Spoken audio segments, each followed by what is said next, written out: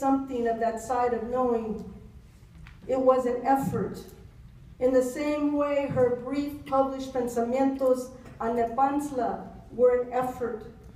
Yes, underdeveloped, but the seed of something profound and knowledgeable. They were inspired and deeply intimate inquiries. But how can such subjects be explored if not first known through the body? If we don't ourselves, as human beings and critics, explore our own relationship to and experience of those other worlds, those other sites of knowing from which Gloria spoke. I do not deny that we need our cultural translators, the academic border crossers. We also desperately need the engineers, the builders, the scientists, the doctor healers, and the thinkers whose expertise can affect public policy. But we can't forget our origins, not if we are so called to remember. So,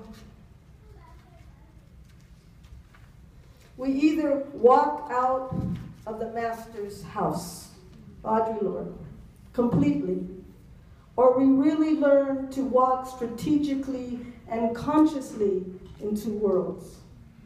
As maestras, we sense what our young people seek. They are a people of fine intelligence.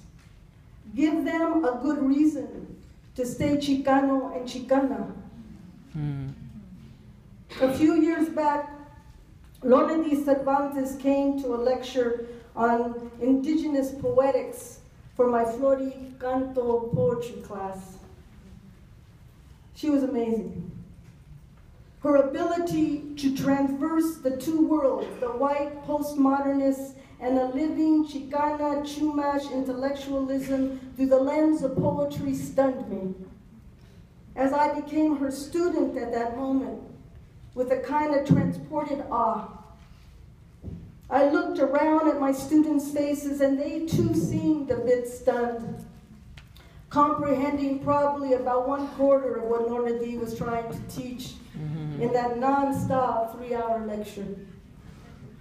I don't know if they heard what I saw, but I knew my awe came from the sheer somatic presence of Lorna D. Indígena and chaparrita, moving lithe and inflamed with the desire to impart all that she knew in those jammed 3 hours. And I saw her gaze upon my students' faces, brown and beige, raza and gringuita, queer and overwhelmingly female.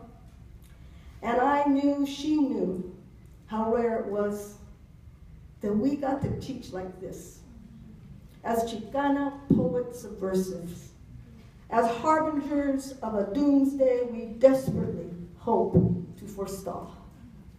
Thank you.